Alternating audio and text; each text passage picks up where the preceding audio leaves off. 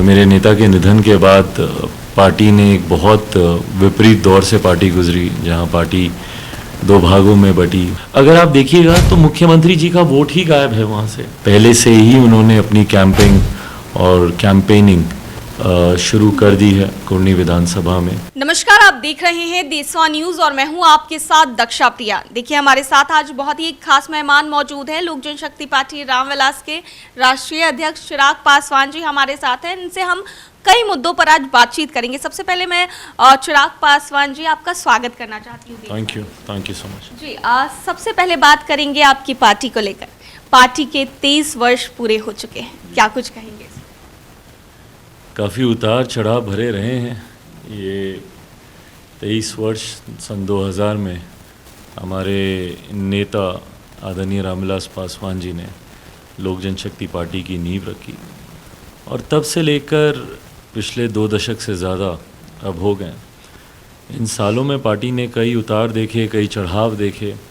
एक दौर ऐसा था जब हमारी पार्टी का प्रदर्शन बिहार में बहुत खूबसूरत रहा। 29 हम लोग के विधायक जीत कर आए और उनको तोड़ा गया।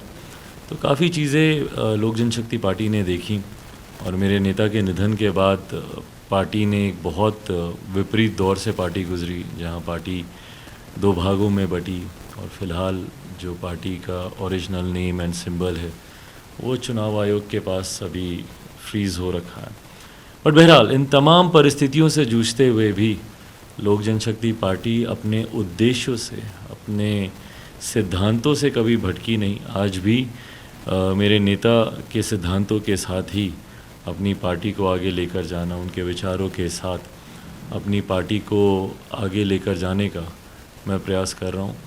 संतोष इस बात का होता है कि जनता का उतना ही प्यार, उतना ही आशीर्वाद जो मेरे नेता को मिलता था, वही प्यार, वही आशीर्वाद, वही समर्थन जनता का मुझे देखने को मिलता है। ये बात संतुष्टि देती है और अपने संकल्प पे और मजबूती से आगे बढ़ने का उत्साह भी देती है। जी। कुर्नी विधानसभा चुनाव होने वाले हैं, इसको लेकर के बात करते हैं। कुर्नी विधानसभा चुनाव में प्रचार करने के लिए कब जाने वाले हैं? 3 तारीख को संभवतः मेरा कार्यक्रम तय हुआ है। लोक जनशक्ति पार्टी हमारी बिहार की इकाई और भाजपा की बिहार की इकाई की बैठक आपस में हुई है और मुझे लगता है 3 तारीख को कुर्नी में एक जनसभा करने का कार्यक्रम निर्धारित हुआ है। बट बहरहाल उससे पहले ही लोक जनशक्ति पार्टी रामविलास के तमाम वरिष्ठ नेता, हमारे कई राष्ट्रीय उपाध्यक्ष, कई राष्ट्रीय पदाधिकारी, प्रदेश के कई हमारे वरिष्ठ नेता पहले से ही उन्होंने अपनी कैंपेनिंग और कैंपेनिंग शुरू कर दी है कुर्नी विधानसभा में। जीत को लेकर हम लोग यकीनन, अभी खैर मैं गया नहीं हूँ, जाऊँगा तो ज़्यादा विश्वास से बोलूँगा, बट उसको लेकर हम लोग काफ़ी आश्वस्त हैं। जिस तरीके से फीडबैक्स आ रहे हैं या जानकारी आ रही है, तो इतना ज़रूर मानता हूँ कि जिसको हम लोग समर्थन दे रहे हैं एनडीए के प्रत्याशी, उनकी जीत यकीनन होगी। जी। कल तेजस्वी यादव ने भी वहाँ पर सभा की है, जो बिहार के उप मुख्यमंत्री हैं। ऐसे में महागठबंधन का प्रभाव वहाँ पर कहीं ना कहीं ज़्यादा नज़र आ रहा है, इस पर क्या कुछ कहें? देखिए, महागठबंधन का प्रभाव पिछले 2 उपचुनाव में भी कहा जा रहा था और देखिए कहीं ना कहीं मुझे लगता है ये लाइन ड्रॉ होती है 2015 से। 2015 में जब यकायक लालू जी और नीतीश जी एक साथ आए थे, जब किसी ने सोचा भी नहीं था, उस वक्त 2015 के विधानसभा के चुनाव के परिणामों में यकीनन महागठबंधन का प्रदर्शन बेहतर रहा था। वो एक नया प्रयोग था जो किया गया और उसके रुझान, उसके परिणाम जिस तरीके से सामने आए, तो महागठबंधन में इसको लेकर उत्साह उस वक्त ज़रूर था। पर उसके बाद जिस तरीके से मुख्यमंत्री नीतीश कुमार जी ने एक के बाद एक पाला बदलने का काम किया, कभी इस गठबंधन के साथ, कभी उस गठबंधन के साथ, 17 में एनडीए में आए, फिर 22 में चले गए, तो वो जनता का विश्वास उस गठबंधन से पूरी तरीके से उठ गया। परिणाम स्वरूप अगर आप देखेंगे गोपालगंज और मोकामा में भी जो चुनाव हुए, मैं बार बार मैं कहता हूं कि मुख्यमंत्री नीतीश कुमार जी पूरी तरीके से अपना जनाधार खो चुके हैं, क्योंकि गोपालगंज में जहां एक तरफ हम लोग की जीत हुई, वहीं मोकामा में अगर आप देखिएगा तो मुख्यमंत्री जी का वोट ही गायब है वहाँ से। भाई पिछली बार जब वो एनडीए के साथ थे और उनकी पार्टी लड़ी थी तो 40,000 वोट पाई थी। वो 40,000 वोट तो प्लस होना चाहिए था महागठबंधन के प्रत्याशी के साथ। पर पिछली बार भी राजद के प्रत्याशी को 78,000 वोट आए थे, इस बार भी 79,000 ही वोट आए, मात्र 700-800 वोट उनका बड़ा है। तो वो 40,000 वोट गया कहाँ? वहीं हम लोग जब पिछली बार एनडीए गठबंधन लड़ी थी और जब नीतीश जी की पार्टी उस तरफ से लड़ रही थी तो 40,000 का वोट बढ़ के 63,000 पे गया। तो वो हम लोग का वोट प्रतिशत बढ़ा। जो ये लोग कहते थे कि भाई 40,000 30,000 से हम लोग की हार होगी, उस हार के मार्जिन को हम लोगों ने ना सिर्फ सीमित किया बल्कि अगली बार आते आते तक हम लोग उसको पार भी हम लोग कर जाएंगे और यकीनन एनडीए के प्रत्याशी की वहाँ से जीत होगी। तो ये जिस तरीके से मुख्यमंत्री जी का बार बार दल बदलने का रहा, और कुर्नी में खासतौर पे इसका और ज़्यादा असर देखने को मिलेगा क्योंकि राजद की सिटिंग सीट थी। ऐसे में राजद के भी का जो कैडर है वो भी यकीनन इस बात को लेकर वहाँ पे नाराज़ है कि भैया हम लोग की सिटिंग सीट थी, आप लोगों ने ली। मुख्यमंत्री नीतीश कुमार जी से वैसे ही बिहार की जनता बहुत ज़्यादा परेशान है। और 100 बात की एक बात अगर बोलूं कि 2020 में जिस चिराग मॉडल का ये लोग जिक्र करते हैं, इनके राष्ट्रीय अध्यक्ष ललन सिंह जी जिस चिराग मॉडल का जिक्र करते हैं, उस चिराग मॉडल ने अकेले 2020 में आधे से ज़्यादा इनके प्रत्याशियों को हरा दिया, तीसरे नंबर की पार्टी बना दिया। तो इस बार तो फिर भी ये चिराग मॉडल मजबूती से एनडीए के साथ है, तो इस बार तो इनकी हार तय ही है। जी देखिए, कुर्नी में मुकाबला जो है वो चौतरफा हो गया और मुकेश सहनी ने भी अब अपना उम्मीदवार उतार दिया है, इस पर क्या कुछ कहेंगे? इस पर खैर मैं कोई ज़्यादा टिप्पणी करूँगा नहीं। अकेले वो लड़ रहे हैं अपनी तरफ से और मैं समझता हूँ क्योंकि मैंने भी अकेले चुनाव 2020 का मैंने लड़ा है, तो मैं वो परिस्थिति समझता हूँ जब आप अपने आप को स्थापित करने के लिए चुनाव लड़ते हैं। पर वो कितना असर डाल पाएंगे नहीं डाल पाएंगे मुकेश जी की पार्टी के उम्मीदवार, ये आने वाला समय बताएगा। बट जिस तरीके से जो जानकारी हम लोग के समक्ष आ रही है, ऐसे में मुझे लगता नहीं कि कोई बहुत ज़्यादा प्रभाव उनके उम्मीदवार का रहने वाला है वहाँ पे। जी महागठबंधन की तरफ से कहीं ना कहीं आरोप लगाया जा रहा है कि आज चिराग पासवान उसी एनडीए के साथ में आए हैं जिस बीजेपी ने उनका घर खाली करवा दिया गया था और स्वर्गीय श्री रामविलास पासवान जी की प्रतिमा का उन्होंने अपमान किया था, आज उसी बीजेपी का साथ दे रहे हैं। महागठबंधन की तरफ से ये आरोप लगाया जा रहा है। तो मैं किसका साथ दूं? जिस नीतीश कुमार जी ने मेरे पिता के वेंटिलेटर पे रहने के बावजूद उनके बारे में टिप्पणियां की, या उनके स्वर्गवास के बाद उनके बारे में अभद्र टिप्पणियां करते हैं, क्या मैं उन लोगों का साथ दूं जिन्होंने मेरे नेता के जीते जी उनको अपमानित करने का, उनकी राजनीतिक हत्या करने का जिन्होंने कोई मौका नहीं छोड़ा हो?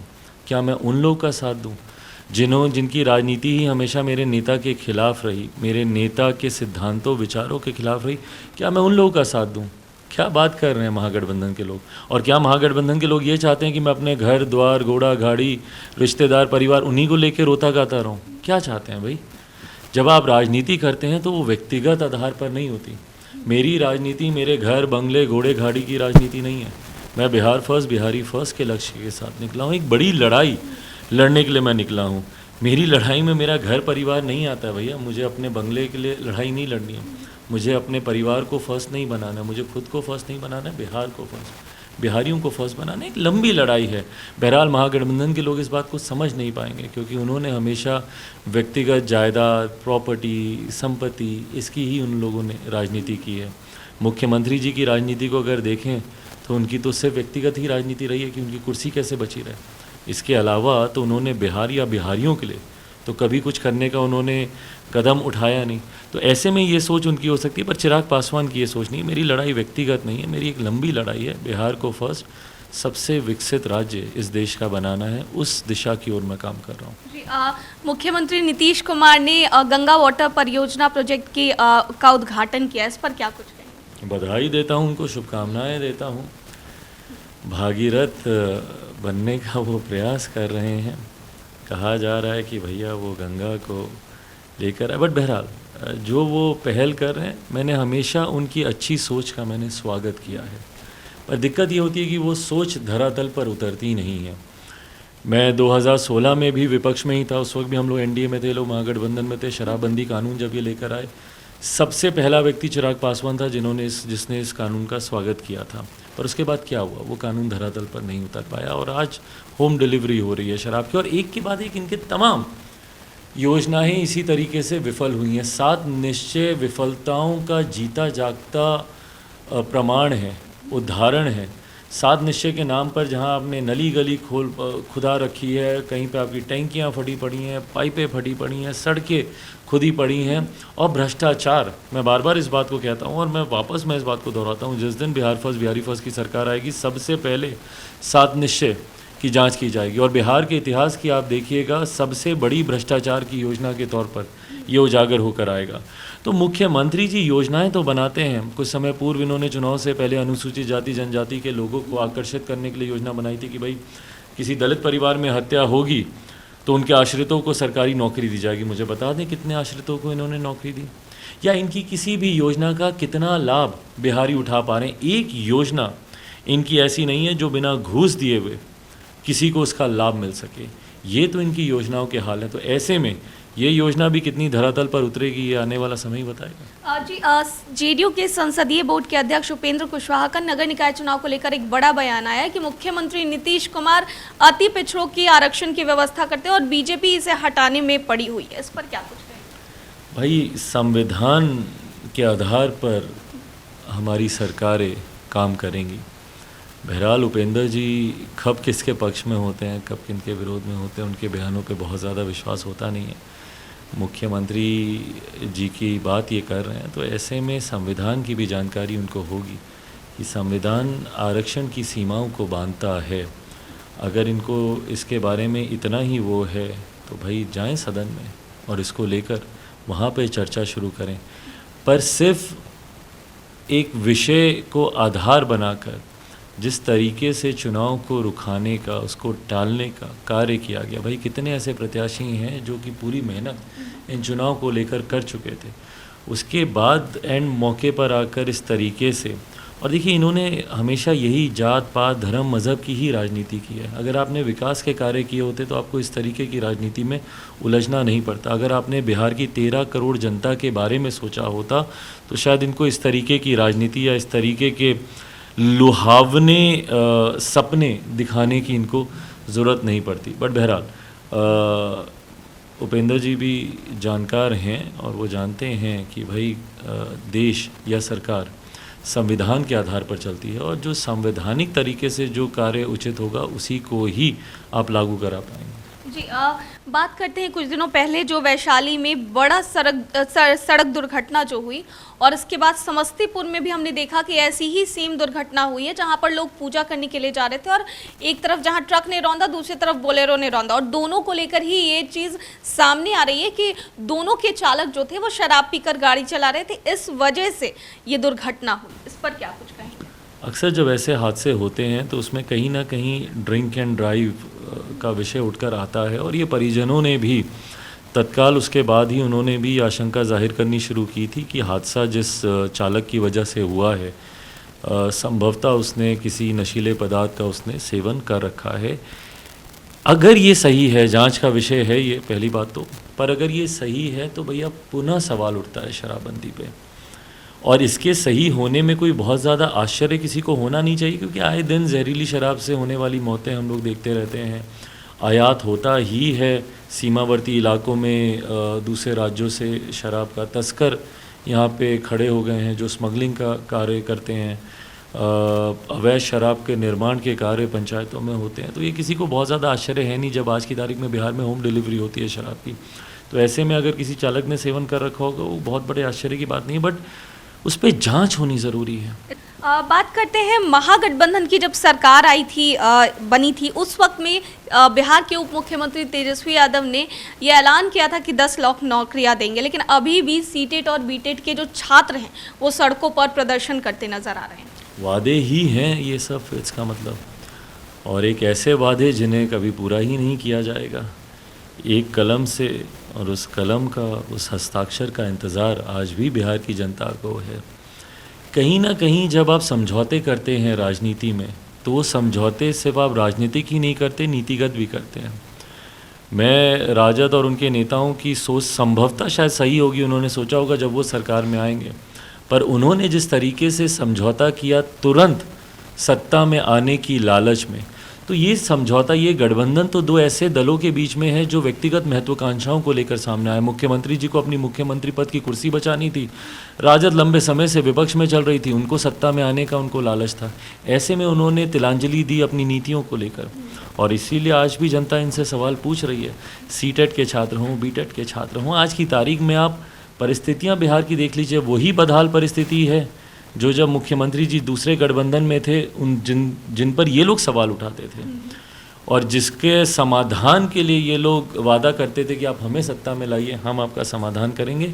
आज उससे बदतर परिस्थिति में आपने बिहार की जनता को ढकेल रखा है। तो ऐसे में प्रश्न इनसे पूछे ही जाएंगे। आपका बहुत बहुत धन्यवाद देशवा न्यूज़ से बात करने के लिए। देखिए, ये थे लोक जनशक्ति पार्टी रामविलास के राष्ट्रीय अध्यक्ष चिराग पासवान, जिनसे हमने कई मुद्दों पर बातचीत की और कई मुद्दों पर इन्होंने जवाब दिए। देशवा न्यूज़ में फिलहाल के लिए इतना ही। बने रहिए हमारे साथ देश और दुनिया की तमाम खबरों के लिए। धन्यवाद। सिर्फ खबर दिखाना देशवा न्यूज का मकसद नहीं, देशवा न्यूज की कोशिश है कि समाज की सूरत बदलनी चाहिए। देशवा न्यूज पर वीडियो देखने के लिए लाइक करें, सब्सक्राइब करें, साथ ही बेल आइकन दबाना न भूलें।